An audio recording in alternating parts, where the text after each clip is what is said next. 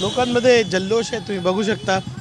आणि ही जी आता तुम्ही जी जल्लोष बघितला आहे तेच रिझल्ट आहे आमच्यासाठी। भिवंडी शहरासाठी लोक बाहेर आले, एवढं मतदान केलं, सहभाग केलं, तेच मोठी उपलब्धी आहे। 5 वर्षामध्ये तुम्ही जे काम करतं आणि लोकांचा सहभाग त्याच्यामध्ये मिळते आणि हीच आपला रिझल्ट आहे।